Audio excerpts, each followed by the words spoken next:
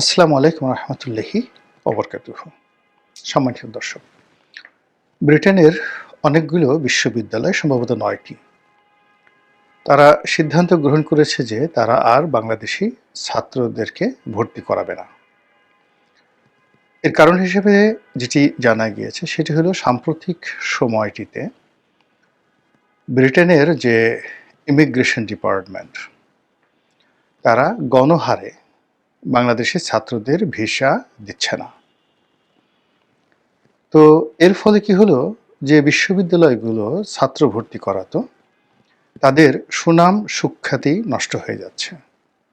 এবং ব্রিটেনের যে নিয়ম, সেই নিয়ম অনুযায়ী বিশ্ববিদ্যালয় কর্তৃপক্ষকে একটি সুযোগ দেয়া হয় যে নির্দিষ্ট সংখ্যক বিদেশি ছাত্র তারা ভর্তি করাতে পারবে।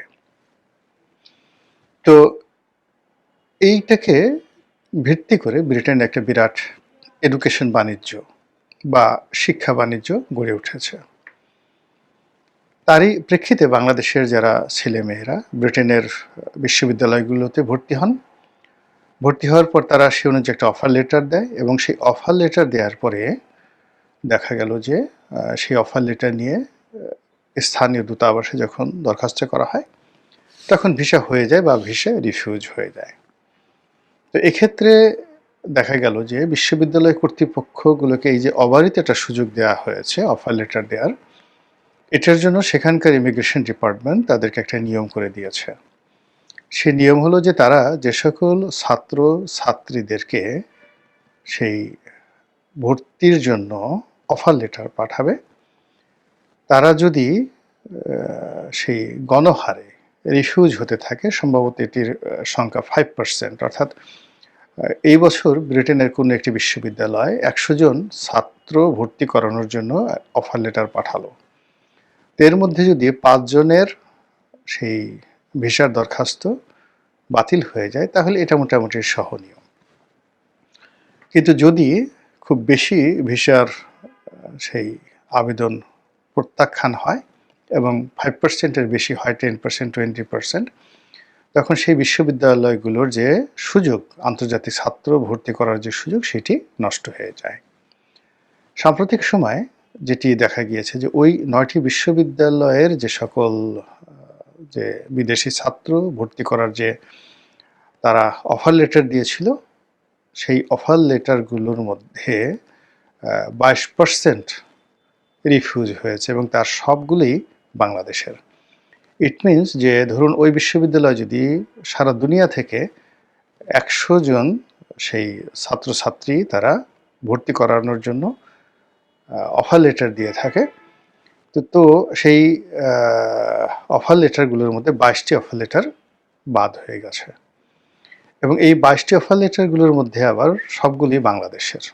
ফলে কেবলমাত্র বাংলাদেশের জন্য তাদের এই যে একটা বিরাট সুযোগ, আন্তর্জাতিক ছাত্র ভর্তি করানোর যে সুযোগ, তার সঙ্গে সঙ্গে তাদের ক্রেডিবিলিটি অ্যান্ড ক্রেডেনশিয়ালিটি, এটি মারাত্মক হুমকির মধ্যে পড়েছে। এর জন্য এই 9টি বিশ্ববিদ্যালয় তারা সিদ্ধান্ত নিয়েছে যে এখন থেকে তারা আর বাংলাদেশের ছাত্র ভর্তি করাবে না। এখন এই যে বাংলাদেশের ছাত্র ভর্তি না করানোর যে 9টি বিশ্ববিদ্যালয়ের সিদ্ধান্ত, একই সিদ্ধান্ত ওই বিশ্ববিদ্যালয়গুলো নিয়েছে পাকিস্তানি ছাত্রদের ক্ষেত্রে। এর কারণ হলো ব্রিটেন এখন পাকিস্তানের ছাত্রদেরকেও ভিসা দিচ্ছে না। তো ইংল্যান্ডে শত শত বিশ্ববিদ্যালয় রয়েছে যেখানে আমাদের ছেলেমেয়েরা পড়ে, অনেকে স্কলারশিপ নিয়ে যান, অনেকে সেখানে নিজেদের অর্থায়নে পড়েন, বিশেষ করে যাদের ইউকেতে আত্মীয় স্বজন আছেন, বা বাংলাদেশে যারা টাকাওয়ালা, ধনসম্পদ যাদের অনেক রয়েছে, কিংবা যারা খুব ভালো ছাত্র, ভীষণ রকম ভালো ছাত্র, অক্সফোর্ড ক্যামব্রিজে পড়ার যাদের স্বপ্ন, কিংস কলেজে পড়ার যাদের স্বপ্ন, লন্ডন স্কুল অফ ইকোনমিক্সে পড়ার যাদের স্বপ্ন, তো এই স্বপ্ন পূরণের জন্য তারা জীবন বাজি রাখতে প্রস্তুত।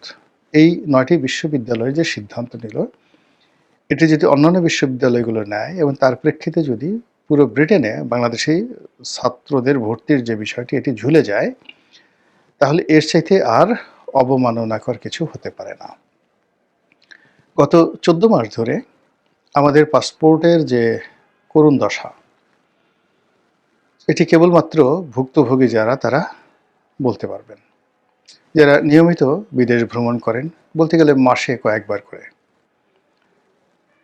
তো সেই সকল পাসপোর্টও এখন অনেক দেশ রীতিমতো ভিসা না দিয়ে ফেরত পাঠাচ্ছে। এর ফলে ব্যবসা বাণিজ্য তো মানে বন্ধ হচ্ছে, সারা পৃথিবীর যে দুয়ার বা সারা পৃথিবীর যে দরজা, এটি ক্রমশ বাঙালিদের জন্য নষ্ট হয়ে যাচ্ছে। এবং যে সকল দেশে আমরা অহরহ যাই, ভারতের সাথে আমাদের ভিসা এখন নাই বললেই চলে। এর বাইরে সিঙ্গাপুরে খুব ঘন ঘন মানুষ, আমাদের দেশের মানুষ যাতায়াত করতো, মালয়েশিয়া, ব্যাংকক মানে থাইল্যান্ড, এরপর মালদ্বীপ, শ্রীলঙ্কা, এ সকল দেশে খুব অহরহ আমাদের যাতায়াত হতো। তো সেই সকল দেশে আমাদের এখন যে বিদেশ গমন, এটা মারাত্মকভাবে কমে গিয়েছে। কয়েকটি দেশ আমাদেরকে অন অ্যারাইভাল ভিসা দিত, যারা বাংলাদেশ থেকে যেত, ভিসা দরকার হতো না, এয়ারপোর্টে গিয়ে একটা নির্দিষ্ট পরিমাণ ফি দিলে তারা অন অ্যারাইভাল ভিসা পেতেন। যেমন মালদ্বীপ, শ্রীলঙ্কা, নেপাল, ইন্দোনেশিয়ার বালি যে ডেনপাসার এয়ারপোর্ট রয়েছে সেখানে, জাকার্তা নয়, বালি। তো এরকম আরও অনেকগুলো দেশ আছে যেখানে অন অ্যারাইভাল ভিসা দেওয়া হতো। এখন বলতে গেলে সব অন অ্যারাইভাল ভিসা বন্ধ করে দেওয়া হয়েছে। বাংলাদেশি পাসপোর্টের যে একটা আন্তর্জাতিক র্যাঙ্কিং রয়েছে, সেই র্যাঙ্কিংয়েও এই গত 14 মাসে বাংলাদেশের পাসপোর্টের এত অবনতি হয়েছে, এখন আমি ঠিক একজ্যাক্টলি, আমার কাছে যেহেতু তথ্য নেই, আমি বলতে পারবো না যে রুয়ান্ডা, ইরিত্রিয়া, আফগানিস্তান এবং পাকিস্তান, এই রাষ্ট্রগুলোর যে পাসপোর্ট, সেই পাসপোর্টের মান আমাদের চেয়ে উপরে, কাছাকাছি না নিচে। আমরা এখন ঠিক সেই পর্যায়ে চলে গেছি। কেউ কেউ বলার চেষ্টা করেছেন যে গ্লোবাল র্যাঙ্কিং এখন সম্ভবত 146 নম্বরে আমরা আছি। একজ্যাক্টলি তথ্যটা আপনারা দেখে নেবেন। তো যেটা বলছিলাম যে হঠাৎ করে আমাদের এই নতুন সরকার ক্ষমতা আসার পর আমাদের এই দুরবস্থা হলো কেন? আমাদের তো এরকম হওয়ার কথা নয়। আমাদের তো ইউরোপে অবারিত দ্বার হওয়ার কথা। আমেরিকার মানে নো ভিসা রিকোয়ার্ড, বাঙালিদের জন্য আমেরিকার দরজা খুলে যাওয়ার কথা, যেখানে ডক্টর মোহাম্মদ ইউনূস রয়েছেন। কাতার, তারপরে ফ্রান্স, ইউরোপীয় ইউনিয়ন, ডেনমার্ক, সুইডেন, মানে নরওয়েজিয়ান যে কোম্পানিগুলো রয়েছে, মানে কান্ট্রিগুলো রয়েছেন, স্ক্যান্ডিনেভিয়ান যে কান্ট্রিগুলো রয়েছেন, সেখানে তো ডক্টর মোহাম্মদ ইউনূসের সেই তার যে কোম্পানি, গ্রামীণ ফোনের যে যারা ওখানকার এজেন্ট বা প্রিন্সিপাল, তো তাদের যে দাপট ওই সকল অঞ্চলে, সেই দাপটের ফলে মানে টেলিনর কোম্পানি স্ক্যান্ডিনেভিয়ান দেশগুলোতে অত্যন্ত শক্তিশালী, ডেনমার্ক, নরওয়ে, সুইডেন, লুক্সেমবার্গ, এই দেশগুলোতে। তো সেখানে আমাদের তো ভিসাই দরকার পড়বে না, সবাই বলবে যে বাঙালি যারা লোকজন আছে নিয়ে আসো সেখানে। এবং একটা সময় আমি সুইডেন অনেক দিন ছিলাম, তো সেখানে দেখেছি যে ওরা ওদের রাষ্ট্রের একটা মানে যাকে বলা হয়, ওরা মনে করে যেটা তাদের একটা রাষ্ট্রীয় সিদ্ধান্ত এবং পৃথিবীর উপর তাদের একটা দায়িত্ব। তারা একটা নতুন জিনিস বের করেছে যে আমাদের এই পৃথিবীতে, প্ল্যানেটে যে শিশু জন্ম নেয়, সেই শিশু জন্ম নেয়ার জন্য সারা পৃথিবীর লোকজন দৌড়ে ডাক্তারের কাছে চলে যায়। তো তারা মনে করে যে, তারা এটা গবেষণা করে বের করেছে যে একজন শিশুর জন্মগ্রহণ মানে একটা মেয়ের প্রেগন্যান্ট হওয়া থেকে শুরু করে ডেলিভারি পর্যন্ত এর 99% কাজ করেন একজন ধাত্রী। তো একজন ধাত্রী, আমরা যেটাকে গ্রামাঞ্চলে দাইমা বলি, তো সেই ধাত্রী, আমাদের বাংলাদেশের নার্স এবং ধাত্রী কিন্তু আলাদা, যেটাকে মিডওয়াইফ বলে। তো সেই ধাত্রীদেরকে সুইডেন বিনা পয়সায় তারা ট্রেনিং দিচ্ছে ওয়ার্ল্ড ওয়াইড, এবং এই ট্রেনিং দেওয়ার জন্য তারা লোক খুঁজে পাচ্ছে না। তা আমি যখন সুইডেনে ছিলাম তখন এই বিষয়টা নিয়ে মূলত আমার ওখানে একটা ফেলোশিপ হয়েছে, সেটা সেফ প্রেগন্যান্সির উপরে। তখন এই ধরনের কাজ যে প্রতিষ্ঠান করে, মামা মিয়া নামক একটি প্রতিষ্ঠান, যারা সুইডিশ সরকারের অর্থায়নে মানে এই ধাত্রীদেরকে, মিডওয়াইফদেরকে তারা ট্রেনিং দেয়। তো তারা বলল যে আমরা বাংলাদেশ থেকে তোমরা যদি দিতে পারো তাহলে বাংলাদেশে আমরা ইনস্টিটিউশন করব এবং আমরা প্রতি বছর অন্তত 2 লাখ মিডওয়াইফ, আবার বলছি 2 লাখ মিডওয়াইফ আমরা ওখান থেকে ট্রেনিং দিয়ে এনে ইউরোপের বিভিন্ন দেশে আমরা তাদেরকে নিয়োগ দিতে পারবো, যাদের ইয়ারলি স্যালারি হবে অ্যাটলিস্ট 1.5 লাখ ইউরো, 12 মাসের জন্য 1.5 লাখ ইউরো। মানে আমার মাথা খারাপ হয়ে গেছিল এই কথা শুনে যে এত বড় একটা সম্ভাবনা আমাদের জন্য অপেক্ষা করছে। কিন্তু আমি ফিরে আসার পরে দেশের রাজনৈতিক পরিস্থিতি, আওয়ামী লীগ থেকে সেই দূরে, এরপরে 2014 সনে ইলেকশন না করার কারণে আমি আসলে এই জিনিসটা বাস্তবায়ন করতে পারিনি। তো যদি আমি আসলে রাজনীতিতে থাকতাম আমি এই জিনিসটি করতে পারতাম সুইডিশ গভর্নমেন্টের সাথে ওই কোঅপারেশন করে। এখানে সুইডিশ যে বাংলাদেশে রাষ্ট্রদূত রয়েছেন বা এখানে যে দূতাবাস রয়েছেন তারা এই ব্যাপারে একেবারে উদার, এত উদার যেটা বলার মতো নয়। তো সেই কাজটি ডক্টর মোহাম্মদ ইউনূস যেহেতু সুইডেনের সাথে ঐতিহ্যগতভাবে তার একটা ভালো সম্পর্ক হবে, এ কারণ হলো টেলিনরকে তারা তাদের জাতীয় প্রতিষ্ঠান হিসেবে মনে করে সুইডেন, যদিও এটা নরওয়ের প্রতিষ্ঠানও না, এটা টেলিনর মূলত সম্ভবত ডেনমার্কের একটি প্রতিষ্ঠান। তো এনিওয়ে এখন সেই জায়গাতে ডক্টর মোহাম্মদ ইউনূস সুইডেনে এত সুযোগ রয়েছে, নরওয়েতে এত সুযোগ সুবিধা রয়েছে, তারপরে ডেনমার্কে তো অবারিত, ডেনমার্কে যে কত সুযোগ রয়েছে এটা বলার মতো নয়। ইউরোপের যে বড় বড় কোম্পানিগুলো এসব কিন্তু ডেনমার্কের।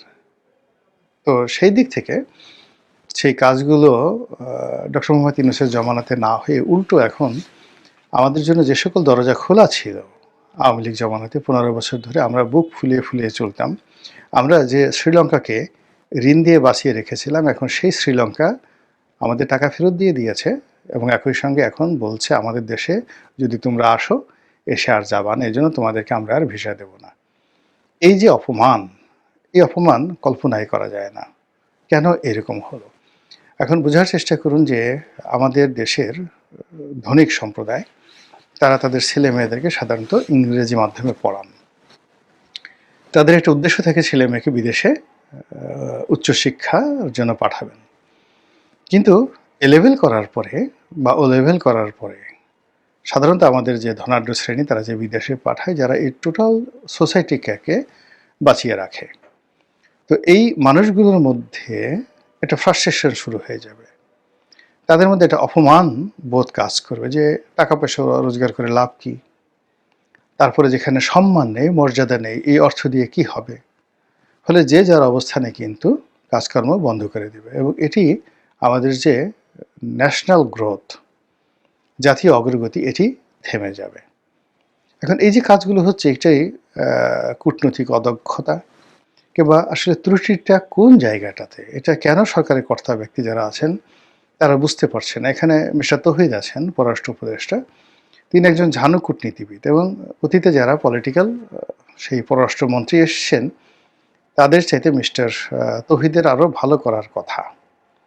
2 নম্বর হলো যে অতীতে যারাই প্রধানমন্ত্রী হয়েছেন 91 থেকে খালেদা জিয়া বলেন, শেখ হাসিনা বলেন, শিক্ষা দীক্ষায় আন্তর্জাতিক কানেকশনে ডক্টর মোহাম্মদ ইউনূস নিঃসন্দেহে একজন অনন্য ব্যক্তিত্ব। কিন্তু তারপরে কেন আমাদের এইভাবে ভিসা বিপর্যয় হচ্ছে এবং ক্রমশ পাসপোর্টের যে মান এটা মারাত্মকভাবে কমে যাচ্ছে। আমি কারো সমালোচনা করছি না, কিন্তু হতাশা ব্যক্ত করছি। আমি খুব আশাবাদী যে আমাদের যে সরকার সেই সরকার বিষয়টি খুব যাকে বলা হয় সিরিয়াসলি দেখবেন এবং এটি যে 9টা বিশ্ববিদ্যালয়, ব্রিটেনের যে 9টি বিশ্ববিদ্যালয়, এই বিশ্ববিদ্যালয়ের মধ্যে যেন সীমাবদ্ধ থাকে এবং এই বিশ্ববিদ্যালয়গুলোর সঙ্গে কথা বলে ব্রিটেনের যে ইমিগ্রেশন ডিপার্টমেন্টের সাথে কথা বলে সমস্যাগুলো সমাধান করার জন্য সরকার কার্যকর ব্যবস্থা নেবে। আদারওয়াইজ যখন দেবালয়ে আগুন লাগবে তখন কিন্তু জনপদ আর মানে স্বাভাবিক থাকবে না। ব্রিটেনের মতো একটা রাষ্ট্র দিয়ে যদি এই দুর্গতি শুরু হয় এবং তাও আবার বিশ্ববিদ্যালয় থেকে, তাহলে আর মুখ দেখানোর কোনো জায়গা থাকবে না। আল্লাহ আমাদের সবাইকে হেদায়েত দান করুন এবং হেফাজত করুন। আসসালামু আলাইকুম ওয়া রাহমাতুল্লাহি ওয়া বারাকাতুহু।